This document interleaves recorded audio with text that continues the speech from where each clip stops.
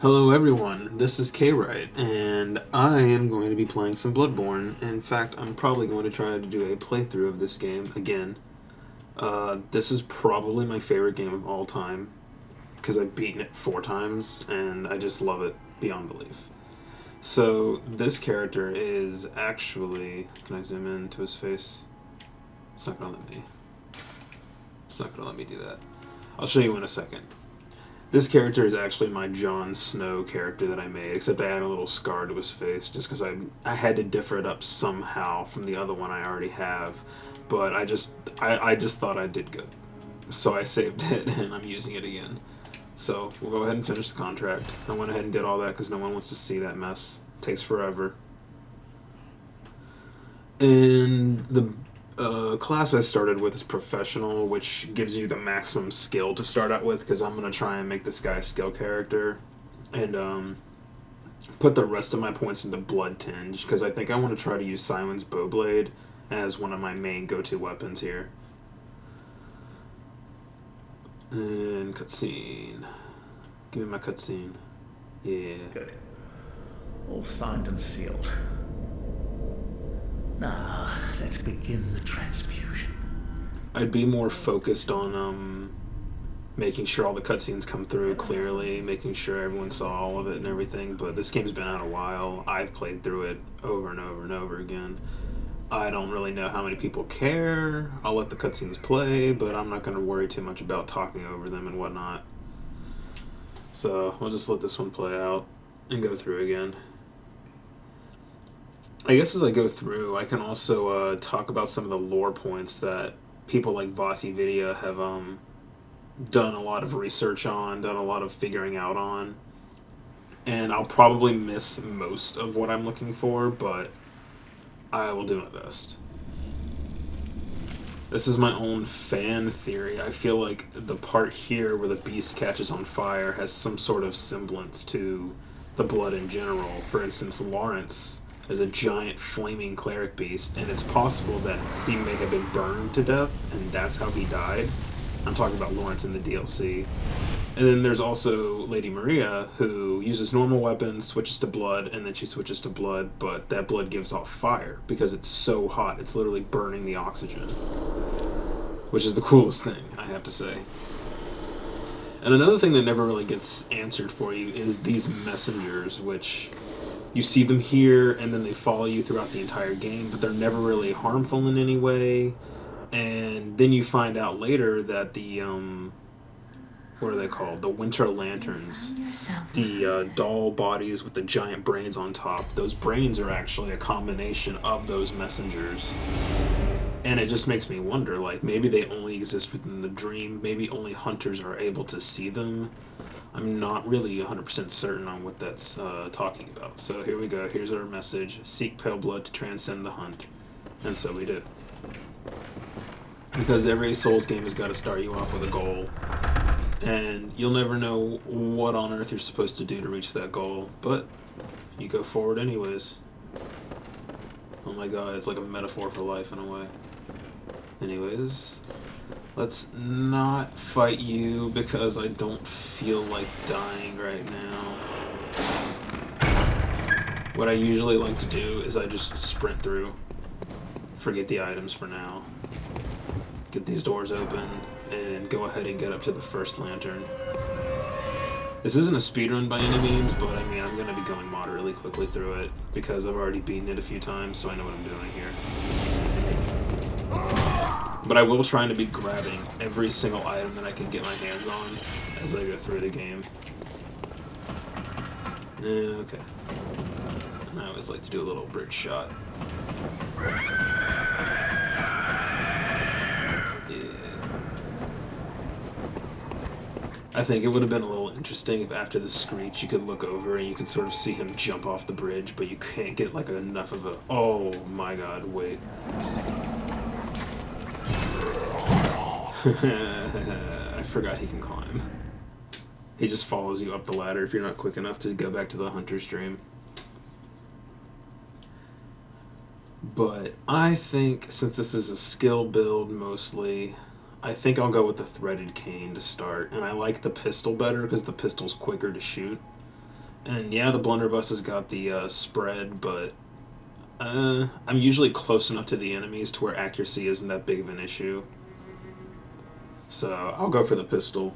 I don't really riposte that much. I'm the kind of guy who likes to dodge every hit, get my hits in, and then I'm the last one standing, usually. Okay, items. I'm going to try the threaded cane because it's not going to take me long to get something better if I wanted to like switch over to the saw cleaver. I won't be using the axe because of the skill, so let's try the cane out. I'm not really that skilled with it, but maybe I'll get better. I don't know. The notebook and... Okay, we want those on. Well, you was just, you know. Oh, I hope people don't care if I actually go through this dialogue. I'll let it go through for characters I care more about. I don't really care as much for Gehrman's dialogue at the start. It's not a huge deal. It's like, oh, you're the new hunter. Go out and hunt stuff. What are you doing here? It's just the dream. You'll come here later. Go hunt stuff. I'm like, okay, whatever. And I'm probably going to switch over to easy mode once I get Ludwig's Holy Blade, because it scales fine with skill. Oh, I just remembered though, if I want to use that, I actually need like 16 points in strength. Okay, I'll think about that. I don't know. I might not use it. I might go with something like the, what else is good? Either the rifle spear, or I might try one of the cleavers, but the cleavers aren't my favorite. You can go talk to Yosefka. Hi. Are you out of This is the real Yosefka, by the way. Then I'm very sorry. Because she specifically says she can't open the door. She's already got patients in there. They're already being worked on, and she's so worried that she's going to, you know, break the quarantine. She's going to get these guys infected. You can kind of see the white of her robe in there. I know that you hunt for us. For our town, but I'm sorry. There's her face. Please. She has white hair, and she's wearing the white church garb. She looks exactly like the second Yosefka that you find later, who takes her position. And good. Which is weird, because you never find out who that is. You don't find out anything else about it. You come back here, and she's like got an entirely new voice, and she's like, "Oh yeah, if you find anybody out there, just send them on over, whatever." And you're like, "But you just said we can't even open this door because who you have like can't be released. Like, what are you talking about?" And it's like, that's your like sign that she's been replaced. But for me, on my first playthrough, and some other players, I'm sure, I didn't even go up there until later. And so I met second Yosefka without ever meeting first Yosefka. Blood vials, yeah. Open this up, good. And that should be bullets, I think. There we go. Should be more blood vials down here. Not the right here. Okay. Oh man, I'm really worried because I picked the threaded cane that I'm just going to start sucking, because I have only used this weapon a little bit, because I like weapons that can go 1, 2. Okay, fight's over. That's it. Go home. This thing's like 1, 2, 3, 4. Oh, I'm getting stabbed in my side by my buddy next to me. And I mean, the plus side of it is whenever you're fighting a huge group, this form has such like reach and spread and a cone in front of you that it makes it pretty useful. I hate it because I'm at the point where I kind of want to do a playthrough and just remake the same builds over and over and over again, but focus down on like different weapons. Like, oh, this character's main weapon is the Whirligig Saw and the Holy Moonlight Blade. Something like that. Because I have a character who's set up like that right now. But she can also use the Logarius Wheel, and she can also use the Amygdalin Arm. Oh, and not one from around here. And we'll just let him talk, I suppose. Gilbert. Outsider. So this is like my first serious attempt at recording anything. Hopefully I can keep doing it, and hopefully catches some interest. If anybody's watching this has any advice, anything along those lines, something they prefer, something they think I'd do better, something, maybe a game they want to see that they're not seeing much of that I might be interested in, like these types of games, Bloodborne, is like my go-to game. From this Like, place. give me the action RPG, give me something that's going to be engaging and fun. Anything along those lines, I usually do pretty well at. I might do like a Kingdom Hearts playthrough. I don't know if anyone's done that, like, seriously. I think I have it on PS3, actually. Yeah, that might be something. I'll look at that. I haven't played that game in years. Like, I think I have a remake of the first and the second Kingdom Hearts, and those would probably be the only two I would do. Unless I got, like, some other form, like Birth by Sleep on, PS3 or PS4 or something like that. Okay, we'll try the whip for these guys. I don't feel like getting my socks rocked here. Okay. Alright, that's fine. Whoa. Yeah. I love the shield guys because at first, whenever I fought them, I was like, oh man, that shield's pretty viable. I can't get through it. If you just hit it over and over, it'll break through and they'll die in like one hit. Okay, alright, we've got our shortcut. Do we want to try this? Okay, I'll try it. I don't feel good doing this with anything but the Hunter's Axe this early. Oh my god. Give me a sec here. Give me a sec. That's what I wanted. Not enough. Not enough.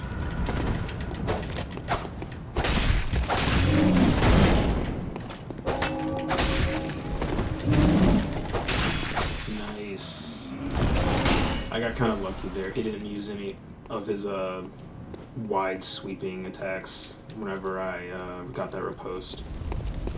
He was pretty much done. He went for a block. He went for a like axe slam, and then he tried to grab me. That was it. Okay, and then we go up here. I always remembered there being an enemy here. In my past few playthroughs, he's not been here. And I'm wondering if I'm wrong, or if you just don't take this shortcut here, that he just goes down and joins everybody walking the streets or something. Like, I cannot imagine what it was. Okay, take you out, because I don't feel like getting shot in the back today. Oh. Okay, we can go now. I was gonna come back for you later. Doesn't he have a buddy? Yeah, there's his buddy. You can die. The downside of this cane, too, is I feel a lot less confident just bum rushing that entire group of people. Like, if you have the axe, you can just run down there and just spin to win most of those guys. Like, it's nothing. You just gotta let yourself get the charge without getting shot or something stupid like that. Yeah, he's dead. Okay. Oh yeah, I forgot about you.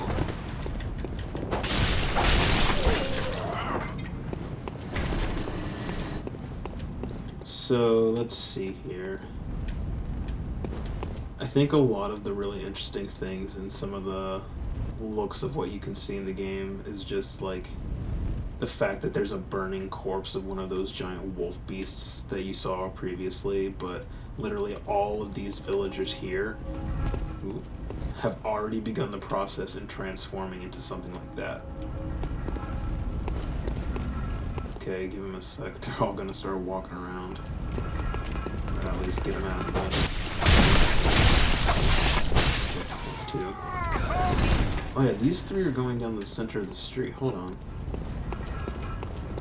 I could probably just go and intercept them over here and get an easier fight that way. Yeah. Whoop. Alright.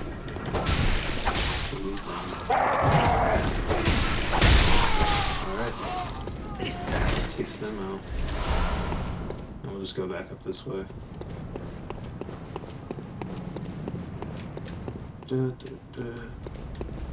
And I think one of the coolest things is it took me a while. Like, I'm the kind of person who sees something and goes, oh, that's cool, and then I walk away. And then I come back later and I look at it again and I go, wait a minute. Like, the fact that there are coffins everywhere, and there are coffins that look like this, that are shambled up, crappy pieces of wood that I can just destroy with one hit. But then there are coffins like this. This thing is emblazoned with gold trimmings, it's super sturdy, and it's got chains and locks all over it. Because at this point, they're terrified that whatever they've put in there is going to come out after them later. Like, you don't know if anything you've killed or anything that's died is just going to come back as a beast. Just like zombies, man. You don't know. So I think that's really cool. That might be a coffin too, actually. The little smaller box at my feet. I think it is. That's totally a smaller coffin for like a child that you can break. And let's kill you.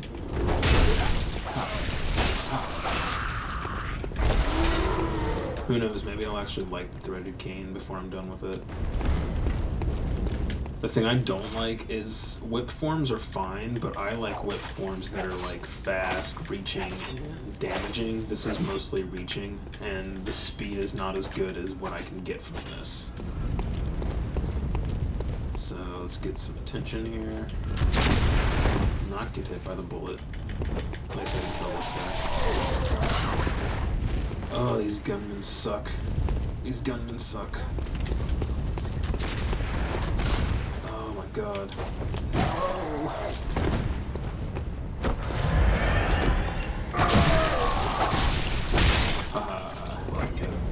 Alright, you shouldn't be too much of an issue if I can just... Ooh. Oh, he's gonna rush me right on my jump attack. Right on it. Okay. Jump tip? No. I was hoping that would break his shield, actually. Okay. Come on. Come on, you two. You two. Let's go. There we go. After these guys, I think it's only the gunman, the other two patrols, and then the dog. Okay. Let's go take out this gunman. The gunman. Oh yeah, they patrol up on the left side there and come around. There's the dog. What? What? Oh, that was a wicked, crazy plunge attack. Okay.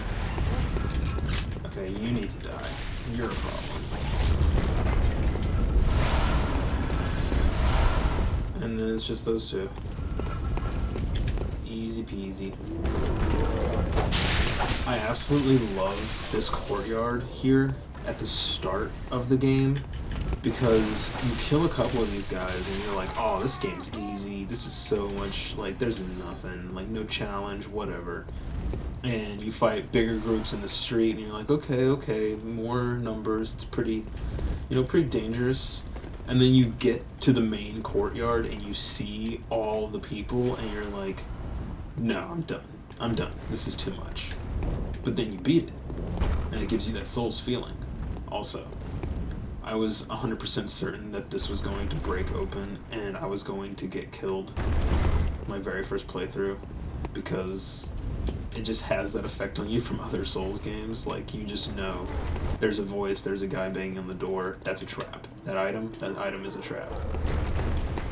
I think one of the things I like about Bloodborne is it plays on that idea, because they know that a lot of people picking this game up, and even some people not, have played Souls games in the past, so they have an idea of what to expect, but then other people won't. So everybody's getting a different response to some of what they're seeing in games like Bloodborne. Like, this game may not have been received extremely well from Souls fans. I think the PvE of this game, like, at least for me, has, like, been amazing, been enjoyable, and it was just well done. Overall, it was well done. But the PvP, there's a lot of people who... Oh god, I need to stop for a sec. Okay. The PvP has been a problem, so there's been a lot less interest than it could have had. Like, a lot of the people who like to record Souls games, they like to do PvP because they're good at it. And it's entertaining to watch them be good at it. Plus, things like Dark Souls has hackers that do crazy things. They have crazy combinations of weapons and armor that you can make to just, like, have a build that's completely you and completely unique. Like, a lot of the builds that you can make in Dark Souls 2 are just so unique that you'll never see them again. And that's one of the things that makes the PvP amazing. But in this game, we have less weapons, but that's okay, because they're trick weapons. You know, one weapon is actually two, in a sense. And we have less armor, but, you know, it's not as important, I suppose. It is important, but it's not as big of a deal that we don't really have like a full armor set going on, or not armor set, but armor mix. Like, not as many options. It's not that big of a deal. Oh my god. But some of the biggest problems in PvP was matchmaking was not good at the start, and even now it's better, but it's not like as good as it could be. And I think the biggest issue of all is one that FromSoft could not work around, and that's the fact that the PS4 requires PlayStation Plus for you to do anything online. It requires you to pay $15 a month, or $17 every, or was it $18? $18 every 3 months.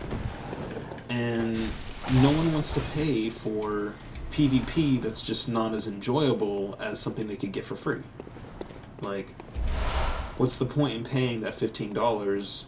I mean, you get to say, oh, I get to see messages now. I get to see how people died. I get to co-op with people for bosses. And then I get to PvP and I get to get invaded. Those are the things you get from that. But if you don't enjoy getting invaded, and a lot of people don't, if you don't care for PvP, and there are, again, a lot of people who don't, plus this PvP is not the best, so even less interest there. If, like, these things don't interest you, then you're not going to keep coming back for the online features. You're going to maybe pay your first 15, you're going to get to see what it's got, you know, get to experience what the game can give you for your money for online purposes, and then you're going to be done with it. You're going to say, okay, I've seen it. I can fight these bosses, I played the game, I'm done, I'm bored. And you quit playing the game, or you just get rid of your subscription. Because why stay subscribed to something like that if you're not enjoying it, or if it's not done well? Why waste your money? There's just no point. So I feel like that is another issue, because now there's less people. Less people PvPing, less people fighting bosses. And because of that, the PvP has just sort of tanked.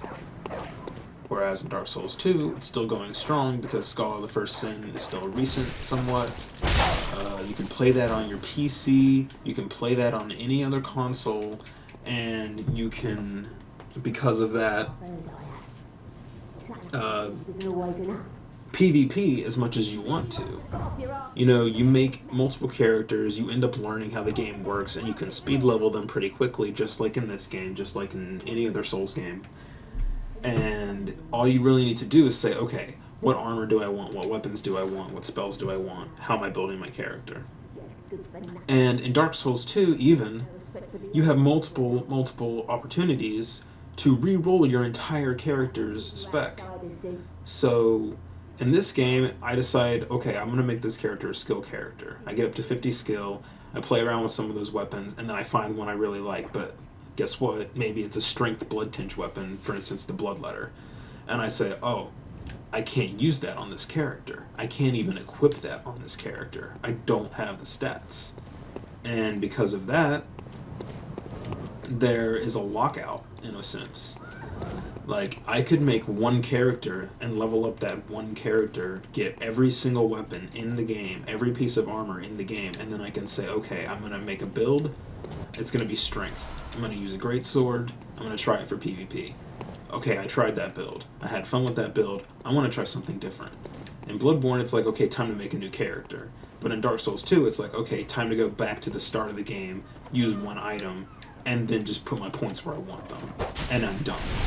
I just gotta, all you have to do after that is get your gear fixed up, and you're ready to PvP. But in this game, another issue I just thought of. Not only do you have to make your new character, play through the entire game, get all your stuff, and spec yourself correctly, you also have to go through Chalice dungeons, and you have to do all of them.